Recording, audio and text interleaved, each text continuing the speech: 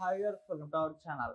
TDP office పైన దాడి కేసుకు సంబంధించి ఫిబ్రవరి నుంచి కూడా వల్లభనేని వంశీ ఇంకా జైల్లోనే ఉండడం చూస్తున్నాం. అతని పైన ఒక 5-6 కేసులు అయితే నమోదయ్యాయి. కొన్నింటిలో బెయిల్ రాలేదు, ఇంకొన్నింటిలో బెయిల్ అయితే వచ్చేసింది. అయితే నిన్న ఇంకో ట్విస్ట్ చోటు చేసుకుంది. అతని పైన ఇంకొక కేసు కూడా నమోదైంది. దానికి సంబంధించి 14 రోజుల పాటు కోర్టు కూడా రిమాండ్కి అయితే విధించింది. ఈ రకంగా వల్లభనేని వంశీ అయితే జైల్లోనే ఉండిపోతున్నాడు. మరి అతను బయటకు వచ్చే పరిస్థితి ఈ కాలంలో అయితే లేదు అని కూడా చెప్తున్నారు. అసలు ఏం జరుగుతుంది వల్లభనేని వంశీ విషయంలో? మరోపక్క అతని హెల్త్ ఇష్యూస్ కూడా అన్ని బయటపడుతున్నాయి. మరి ఆరోగ్యం కూడా క్షీణించిపోతుందని చెప్తున్నారు. సో వల్లభనేని వంశీ గురించి కంప్లీట్ అసలు ఏం జరుగుతుంది అతని విషయంలో తెలుసుకోవడానికి ప్రజెంట్ మనతో పాటు టీడీపీ సూర్యదేవ్ లత గారు ఉన్నారు. వాళ్ళతో అసలు మాట్లాడి తెలుసుకునే ప్రయత్నం అయితే చేద్దాం. మరి నమస్కారం మేడం. నమస్తే. మేడం, ఫిబ్రవరి నుంచి కూడా వల్లభనేని వంశీ జైల్లోనే ఉన్నాడు. సో అతనికి సంబంధించిన కొన్ని వీడియోలు కూడా బయట వస్తున్నాయి. అంటే హెల్త్ ఇష్యూస్ మొత్తం కూడా క్షీణించిపోయాయని చెప్పేసి కూడా చెప్పడం చూస్తున్నాం. అయితే నిన్న అతని పైన ఇంకో కేసు నమోదైంది. దానికి సంబంధించి కూడా అతని పైన 14 రోజుల పాటు అయితే రిమాండ్ విధించారు. ఈ రకంగా అతనికి ఇప్పుడు 2-3 కేసుల్లో అయితే బెయిల్ రావాల్సి ఉంది. అప్పుడే బయటకు వస్తాడు. సో ఇప్పుడైతే అతను బయటకు వస్తే పరిస్థితి కూడా లేదంటున్నాడు. మరి ఏం జరుగుతుంది వల్లభనేని వంశీ విషయంలో? వల్లభనేని వంశీ విషయంలో అందరికీ తెలిసిన విషయమే.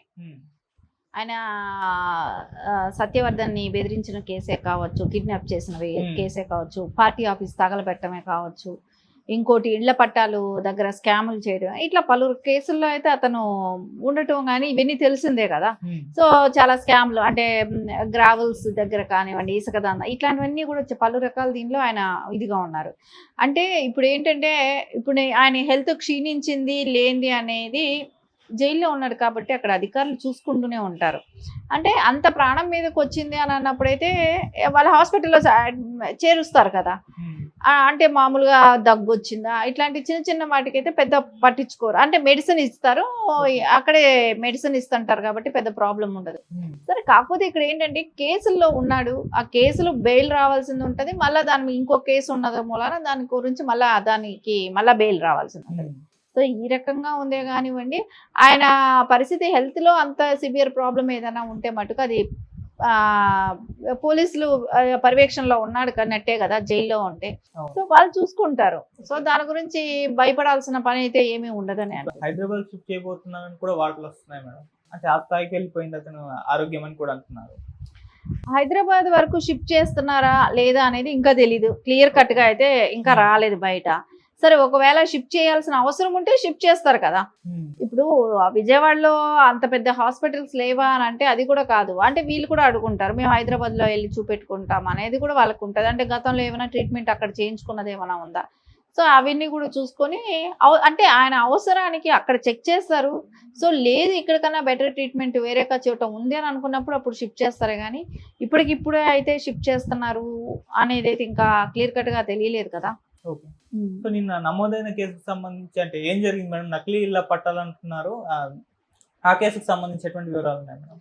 అంటే ఇప్పుడు ఒక్కొక్కళ్ళకి ఆయనకి కావాల్సిన వాళ్ళకి 1-2 ఇచ్చుకోవటమే కావచ్చు, కొంతమందికి ఇవ్వకుండా ఉండటమే కావచ్చు. ఇప్పుడు ఎవరైనా వేరే పార్టీ సానుభూతి పరులు ఉన్నారనుకోండి, వాళ్ళకి ఇవ్వకపోవటమే కావచ్చు, కొన్ని అమ్ముకోవటం కావచ్చు, ఇలాంటివన్నీ కూడా చేశాడు. సో చేసిన దానికి ఇప్పుడు స్కామ్ అనేది జరిగిన తర్వాత దాన్ని రకరకాలుగా విధానాల్లోకి తీసుకెళ్ళటం, తెలియకుండా చేయాలనే ఒక ఆలోచనతో రకరకాల ఇదికి తీసుకెళ్ళిపోవటం చేశారు.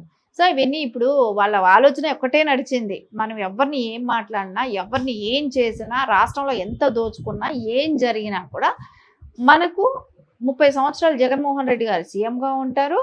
సో మనల్ని ఎవ్వరూ ఏమీ చేయరు అనే ఒక దీనిలో వెళ్ళిపోయారు. సో ఇన్ని అరాచకాలు చేసుకుంటూ పోయారు దానిలో. సో ఈ రోజున ఏమైంది, ఎప్పుడైతే కూటమి ప్రభుత్వం వచ్చిన దగ్గర నుంచి వాళ్ళకి ఆల్రెడీ కొడాలని బెంగళూరులోని బాంబేలో ట్రీట్మెంట్ అని చెప్పేసి ఇప్పటివరకు అత్తాపత్తా లేడు ఆయన. ఎక్కడున్నాడో కూడా తెలియట్లేదు. అంటే ఏంటంటే మొత్తం ఇప్పటికి 5 ఏళ్ళు మైకం దిగి ఇప్పుడు తెలుస్తుంది వాళ్ళకి, వాళ్ళు చేసిన స్కామ్లే కానివ్వండి, దీనికే కానివ్వండి, ఎక్కడ వెళ్ళిపోవటమే కావచ్చు, వేరే రాష్ట్రాలకు వెళ్ళిపోవటమే కావచ్చు, లేదంటే దేశాలు తరలిపోవటమే కావచ్చు, ఇవన్నీ కూడా జరుగుతున్నాయి. ఇంకోటి ఏంటంటే వంశీకి ఇంకొక బెటర్మెంట్ ఆప్షన్ అనిపించింది. ఏంటో తెలుసా, వాళ్ళ మిస్సెస్ అడిగేవాళ్ళు ప్రతిసారి ఒక్కడే ఉన్నాడు అని.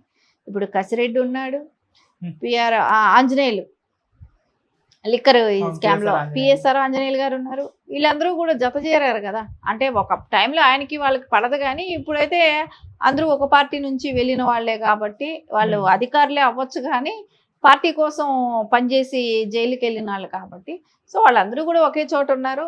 అది కొంచెం వెసులుబాటు లాగానే అనిపిస్తుంటది వంశీకి. ఓకే మేడం, వల్లభనేని వంశీ విషయంలో అసలు జగన్మోహన్ రెడ్డి గారు కూడా చేతులు ఎత్తేసినట్టుగా కూడా కనిపిస్తుందంటే బయటకు తీసుకొచ్చే ప్రయత్నాలు కానివ్వండి ఇటువంటివి ఏం కూడా చేయడం లేదు, బయట కూడా మాట్లాడలేదు. ఏవో అంటే కూడా పొన్నవూరు సుధాకర్నే పంపిస్తున్నాడు కానీ సుప్రీంకోర్టు అడ్వకేట్లని స్థాయిలో దించడం లేదు, అసలు వదిలేసినట్టుగా కూడా అభిప్రాయాలు అయితే వెలువడుతున్నాయి మేడం. దీనిపైన మీరేం చెప్తారు? జగన్మోహన్ రెడ్డి గారు ఎందుకు పట్టించుకుంటారు?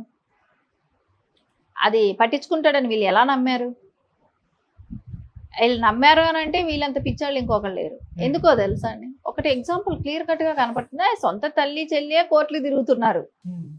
వీళ్ళందరినీ ఎందుకు పట్టించుకుంటాడు? వాడుకున్నాడు, యూజ్ అండ్ త్రో. అక్కడ నిన్ను వాడుకున్నాను, అవసరానికి వాడుకున్నాను, వదిలేస్తున్నాడు. అంతకుమించి ఆయన పట్టించుకుంటాడని వీళ్ళు ఎలా అనుకుంటారు? ఆయన పట్టించుకోడు, ఆయన అవసరాల కోసం వాడుకున్నాడు.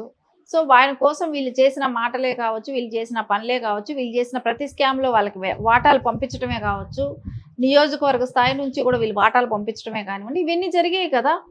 సో అంతవరకు వాడుకున్నాడు. సో ఇప్పుడు వీళ్ళు జైలుకి వెళ్తే ఆయనకి ఏంటి, వీళ్ళు రేపు అది ప్రూవ్ అయిపోయి లైఫ్ లాంగ్ జైల్లో ఉన్నా కూడా ఆయన బాధపడరు.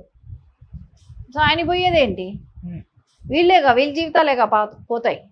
సో అది ఖచ్చితంగా అది ఏదైనా చేసే ముందు ఆలోచించి ఉండాలి. మనం ఒక లీడర్ దగ్గర ఉన్నాం, ఆ లీడర్ మనల్ని ఆదుకుంటారా లేదా, రేపొద్దున ఏదైనా దీని పర్యవసానం ఎలా ఉంటుంది ఏంటి అనేది వాళ్ళు ఆలోచించుకొని ఉండాలి.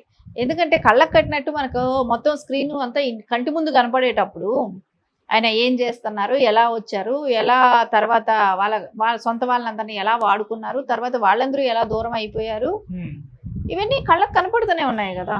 దీనిలో అంటానికి ఎట్లా ఉంటుంది? జగన్మోహన్ రెడ్డి గారిని తప్పు అని చూపెట్టడానికి ఎలా ఉంటుంది? ఆయన నేచర్ అనేది ఆయన స్పష్టంగా కనపడుతుంది. సార్ నమ్మిన వాళ్ళకి బాధపడాలి, నమ్మిన వాళ్ళే వాళ్ళని మోసం చేశాడు.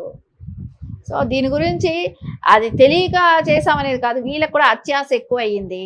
అత్యాశ వీళ్ళు చేశారు, ఆయన వాడుకున్నాడు, వదిలేశాడు. అంటే వల్లభనేని వంశీ మీద ఉన్న కేసులో ప్రూవ్ అయితే అది జగన్ మోహన్ రెడ్డి గారికి ఒక మచ్చగా మిగిలిపోతుంది. అంటే ఆయన హయాంలో జరిగింది, ఆయన మినిస్టర్ మా ఎమ్మెల్యేనే చేశారు అన్నట్టు. అంటే ఆయన హయాంలో చేసింది అనే వాళ్ళు చాలా మంది ఉన్నారు కదా. ఇప్పుడు ఐఏఎస్లను కూడా మనం చూస్తున్నాం కదా, వాళ్ళు కూడా జైలు పాలవుతున్నారా?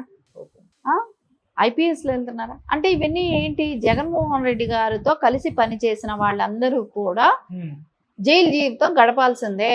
ఆయనే జైలుకి వెళ్ళేటప్పుడు సో వీళ్ళు వెళ్తే తప్పేంటనుకుంటారుగా. సో మేము మటుకు జైలుకి వెళ్ళాలి, మీరు మటుకు సంపాదించుకొని ఏసీ రూముల్లో పడుకోవాలా అనుకుంటారుగా. సో అందుకే అందరినీ వరుస పెట్టి జైలుకి పంపిస్తున్నాడేమో.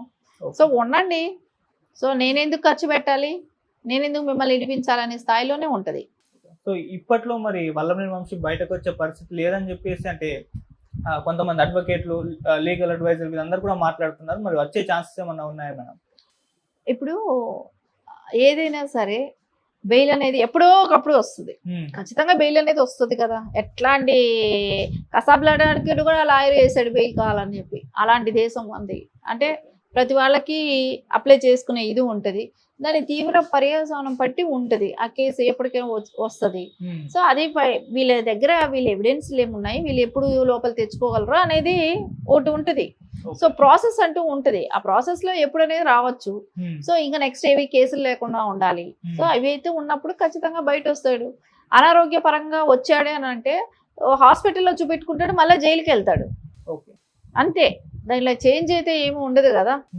సో అనారోగ్య పరంగా వస్తున్నాడు, దానికోసం బెయిల్ అంటే దాని తీవ్ర స్థాయి ఏది అనేది కోర్టులు గ్రహిస్తాయి కదా. సో అలా వస్తుందా, సో ఎలా వస్తుంది అనేది అయితే అది కోర్టుల దృష్టిలో ఉంది. ఏదైతే ఉందో డిపార్ట్మెంట్ వాళ్ళు, సో వాళ్ళు చూపెట్టే ఎవిడెన్స్లే కావచ్చు, ఏ కేసులో ఎంత తీవ్రత ఉందో దాన్ని బట్టే జ్యుడిషియల్ డిసైడ్ చేస్తుంది. Okay, thank you so much. నమస్తే.